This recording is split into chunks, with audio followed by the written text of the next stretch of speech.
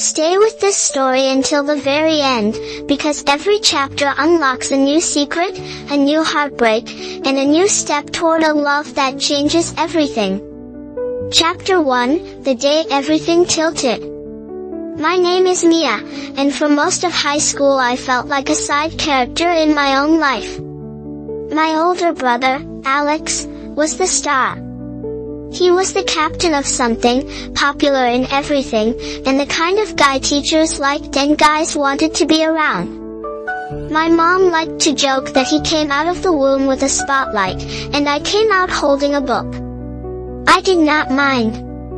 I was used to eating lunch in the library, writing bad poetry in the margins of my notebooks, and talking to exactly one person who did not share my DNA, my best friend, Lily. Lily was the glue that held me together. We met when we were 7, the day my dad walked out and never came back. I was sitting on the swing at the park, trying not to cry, when she sat next to me and asked, "Do you want half my cookie?" That was it. We had been tied together ever since. By junior year, the world I knew was simple. It was me and Lily against everything. She understood my anxiety, my dark humor, my fear of crowds, and my crush that I swore I would never admit out loud. That crush had a name, Noah. Noah sat 2 rows over in history class. He had kind eyes, messy hair, and a laugh that made my stomach feel like it was jumping off a cliff. We worked on one group project together sophomore year, and I spent the next 8 months replaying a 10-minute conversation in my head like it was a movie. Of course, I never told Lily. Some feelings felt too fragile to say out loud. I kept them safe in my head, where nobody could break them. I thought things would stay that way forever. Then, one Friday night in early fall, I walked into the kitchen to grab a snack and saw the world tilt. Lily was sitting on the counter. Alex was standing between her knees. They were kissing. Not just awkward, quick kissing. The kind of kissing that meant something. They jumped apart when they saw me, faces guilty and flushed. For a moment, no one said anything. The fridge hummed.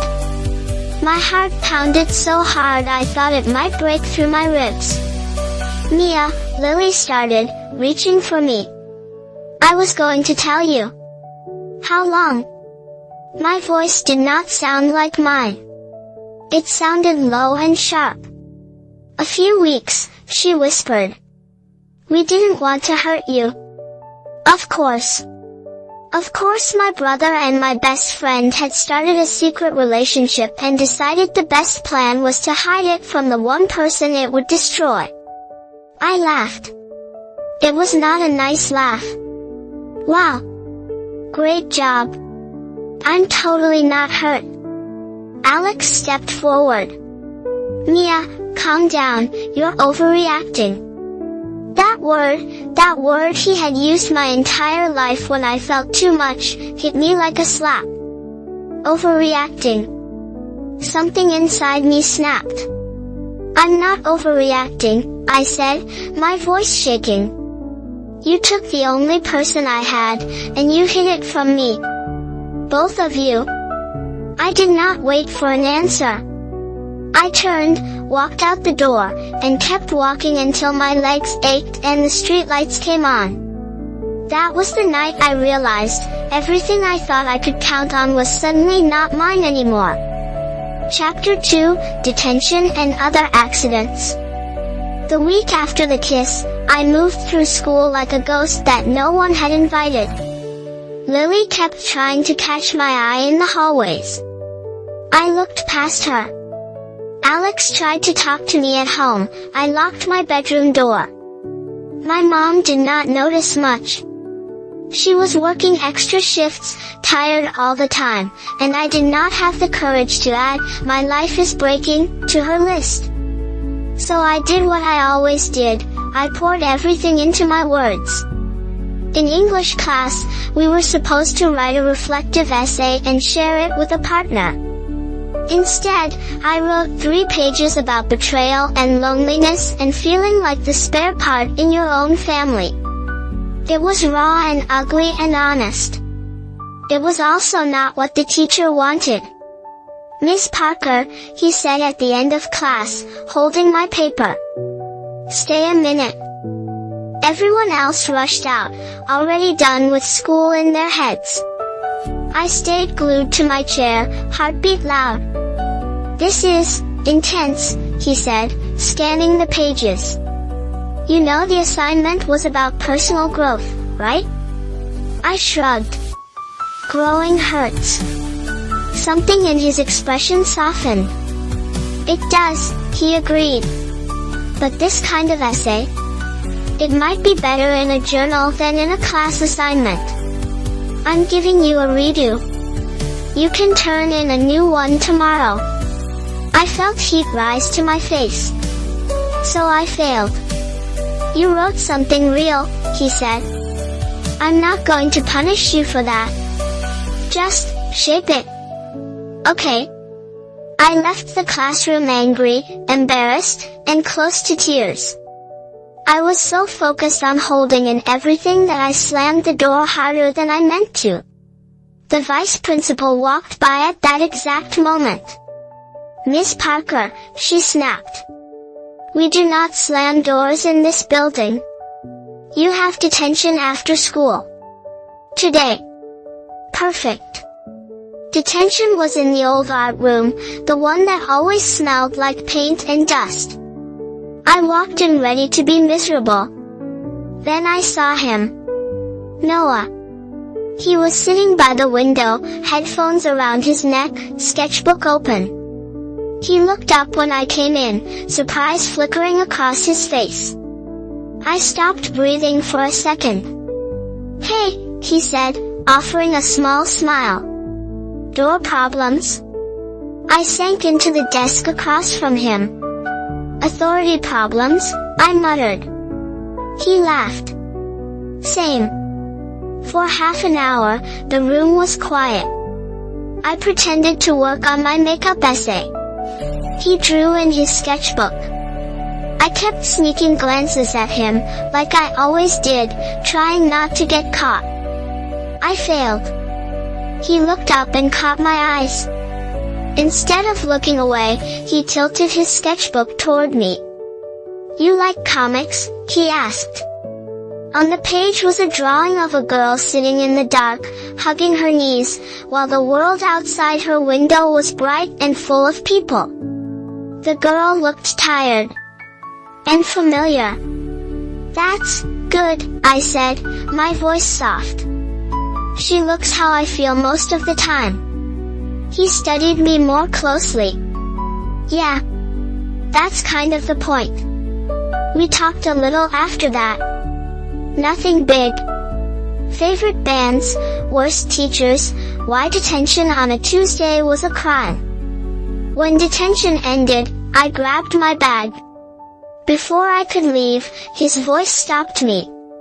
"Hey, Mia?" My name in his mouth made my stomach flip. "I've seen you around," he said.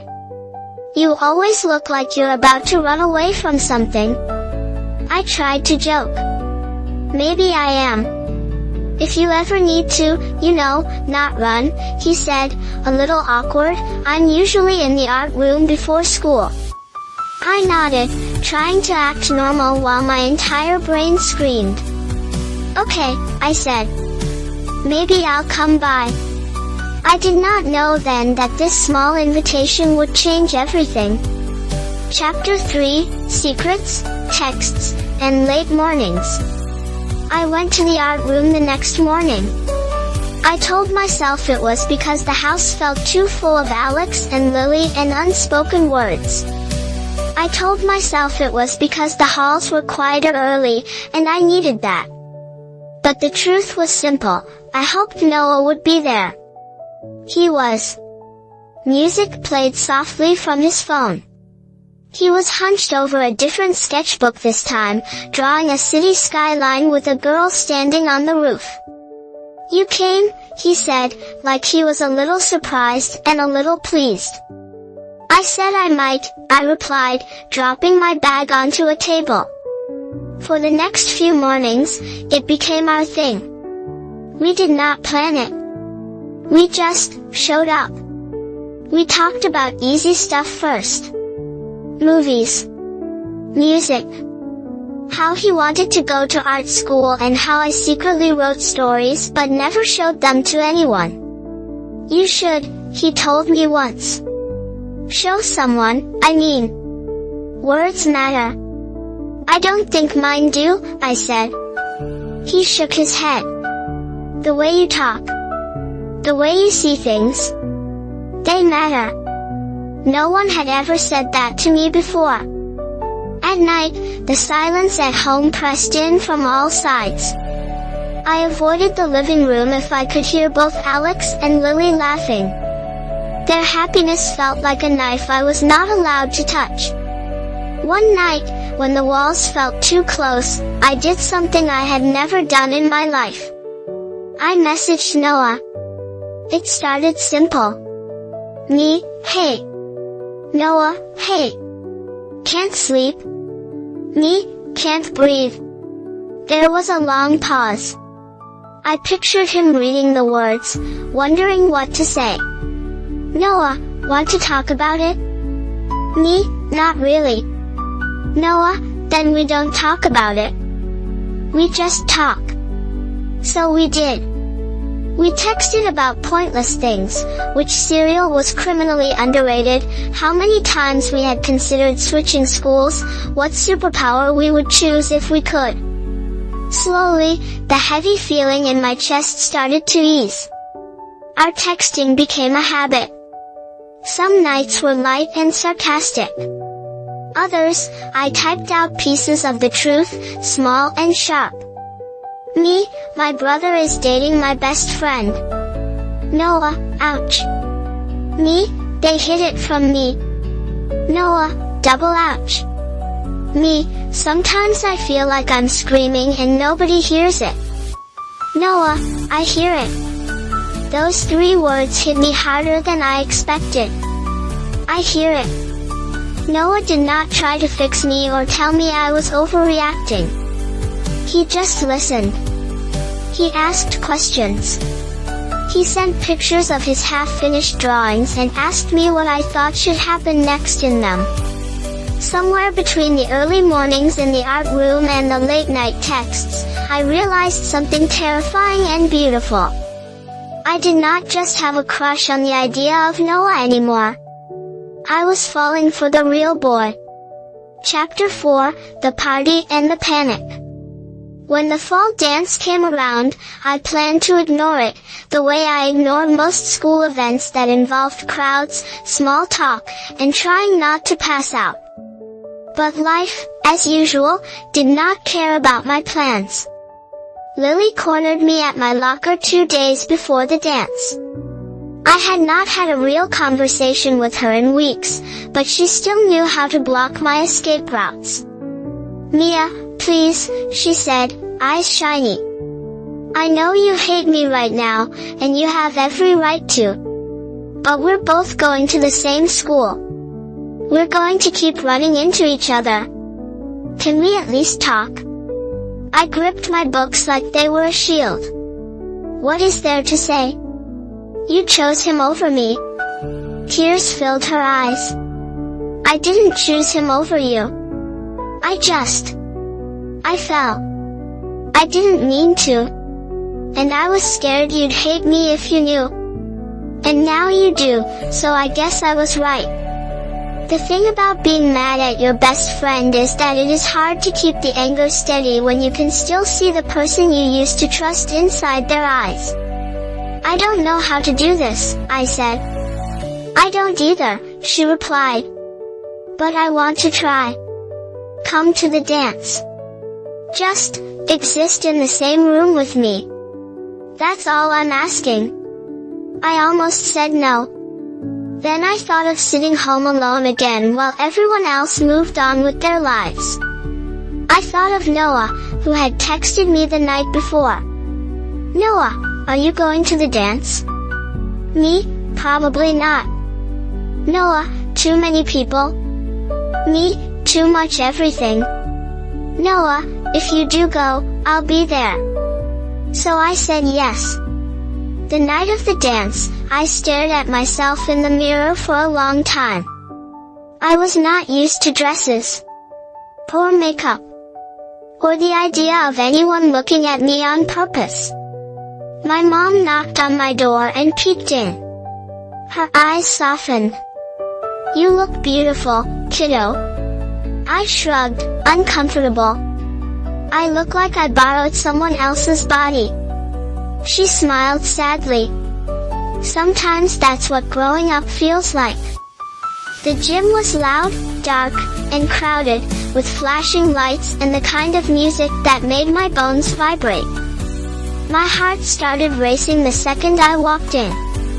I could feel my pulse in my fingertips. I told myself to breathe. One breath in. One breath out. Then I saw them. Alex and Lily, standing together by the punch table, his arm around her waist like it belonged there. The room narrowed. My vision blurred at the edges.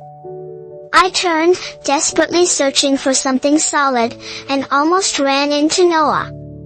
Hey, he said, hands in his pockets, tie slightly crooked.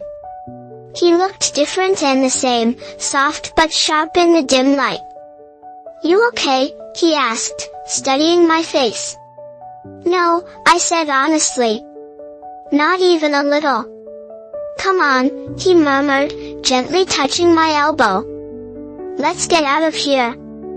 We slipped through the side door and stepped into the cool night air. The parking lot was mostly empty, the music from inside a dull thump behind us. I leaned against the wall, trying to slow my breathing. Panic attack? He asked quietly. I nodded.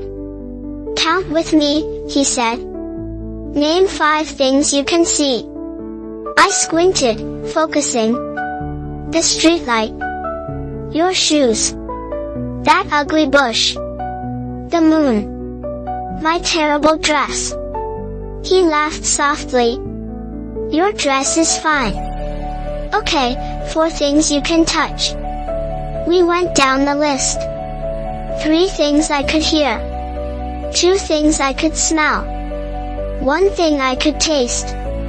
By the time we got to the last one, my breathing had evened out. Better? He asked. A little, I said. How do you know all this? His expression turned serious. Been there. More than once. We stood in silence for a moment, the air between us charged and quiet. I'm sorry about your brother and Lily, he said finally. That sucks. I barked out a laugh. That's the gentle version. He shifted, stepping a little closer. You know, you're allowed to be mad. You're allowed to be hurt. But you're also allowed to want new things. Good things. Even while you're still broken. His words sank into me like warm water. You ever feel like you're too messed up for that? I asked. Too much baggage for anyone to want to carry? He held my gaze. All the time. But then I remember that carrying someone else's baggage is easier when they help you carry yours. I don't know how to let anyone help, I admitted. He smiled, small but real. Good news. I'm very patient. Something in my chest cracked open. The door behind us opened suddenly. Lily stepped out, her face pale. I've been looking everywhere for you, she said, staring at me. Then she noticed Noah, and confusion flickered across her features. I didn't know you two were friends, she said. Yeah, I said quickly. We are. There was a beat of silence. Can we talk? She asked me. Please? I looked at Noah. He nodded, stepping back. I'll be over there, he said softly. If you need me. As he walked away, I realized I wanted to be the kind of person who believed someone would wait for me. Maybe, with Noah, I could be. Chapter 5, Breaking, Then Healing. Lily and I sat on the curb under the streetlight, the dance music muffled behind us. "I miss you," she said first, voice shaking. "I know I don't get to say that. I know I hurt you. But I miss my best friend." "I miss you too," I said, surprising myself with the truth of it. For a while, neither of us spoke. "I didn't mean for this to happen," she whispered. "With Alex. We just kept talking. And he was there when I was having a hard time at home. And suddenly it was more. And I panicked, and I hid it, and I made everything worse. You should have told me," I said. "You were the one person I thought would never lie to me. And then you did." She nodded, tears spilling over. "I know. I hate myself for it." "I don't want you to hate yourself," I said, my voice cracking. I wanted you to choose me. For once. It was a selfish thing to say, but it was also true. She reached for my hand tentatively. "I did choose you. For years. Every time we sat on my roof and talked until 2 a.m., every time I covered for you when you couldn't handle crowds, every time I made sure you ate at lunch. I chose you. I just also chose him. And I don't know how to balance both." I swallowed hard. "I'm not ready to be okay with it," I admitted. "With you and Alex. It still hurts too much." "That's fair," she said. "Take your time. I'll wait." The word echoed in my head. Wait. Later that night, when I got home, Alex was sitting at the kitchen table, alone. He looked up, startled to see me in my dress and smeared makeup. "Hey," he said hoarsely. "Can we talk?" I almost kept walking. Instead, I sat down. He ran a hand through his hair. "I messed up," he said. "Not by liking Lily. I can't help that. But by not telling you. By treating your feelings like they were something you'd just get over." I stared at the table. "You always do that." "I know," he said. "I'm sorry. You're not a side character, Mia. You never were. I've just been too far up my own ass to notice how much space I was taking." I snorted despite myself. Very accurate description. He smiled weakly. "I don't expect you to forgive me right away.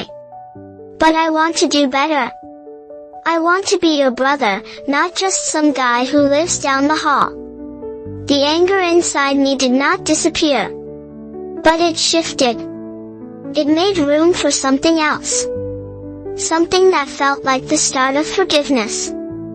"We'll see," I said. "No promises." "That's more than I deserve," he replied. That night, lying in bed, I scrolled through my messages and opened my chat with Noah. "Me, you still awake?" "Noah, for you?" "Yeah." I stared at those words, my heart doing something strange and hopeful. "Me, I talked to them.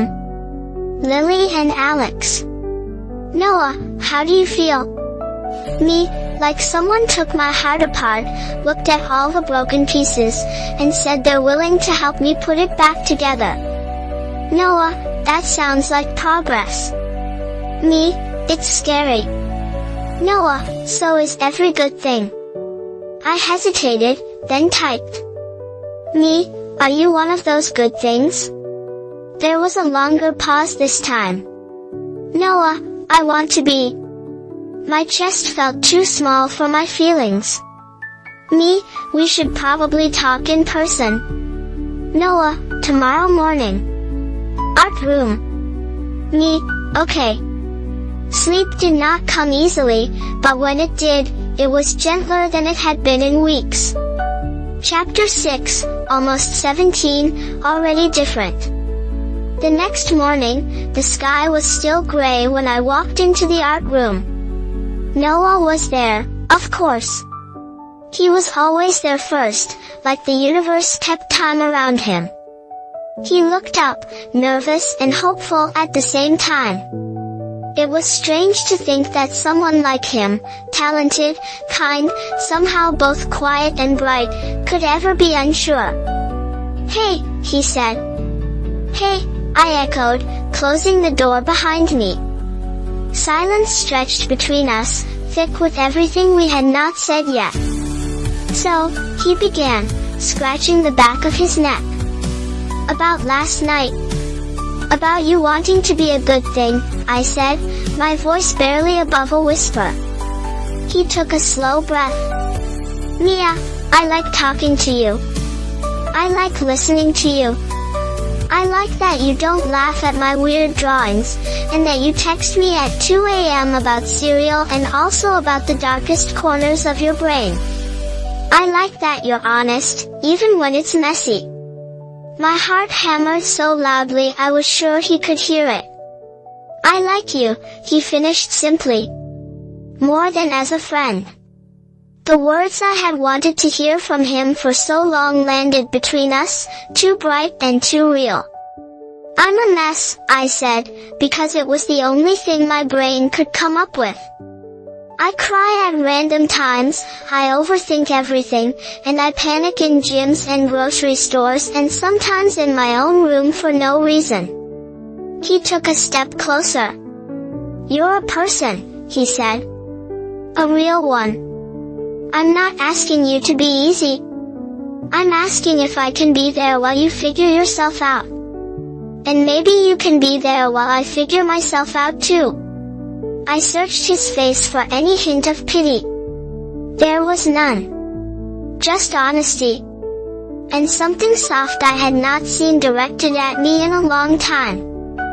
"I like you too," I said, my throat tight. "A lot. But I'm scared." "Me too," he admitted.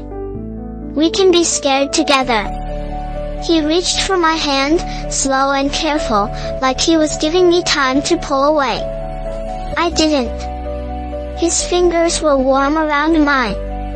It was a simple touch, but it felt like a promise.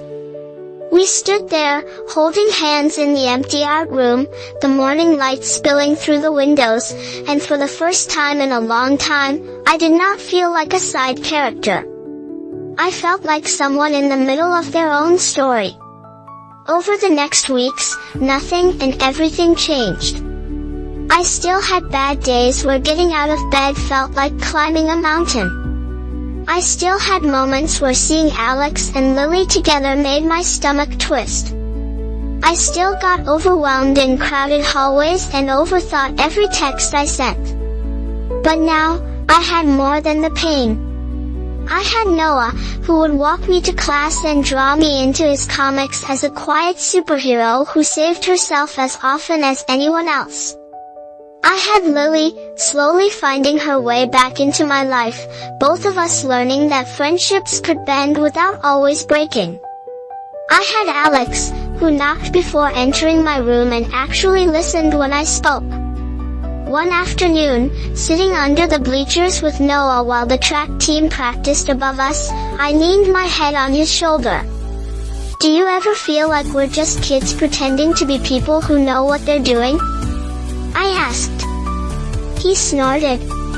"Constantly. I don't know how to be an adult," I said. "I don't even know how to be 17. "You don't have to know," he replied. "You just have to keep going. One day at a time." Very wise for someone who forgot his own locker combination last week, I teased. He grinned. "Hey, emotional wisdom and basic memory are two different skill sets." I laughed, the sound surprising me with how free it felt. As the sun dipped lower, casting long shadows over the field, I realized something. I was still almost 17. I was still learning how to breathe, how to forgive, how to let people in without losing myself.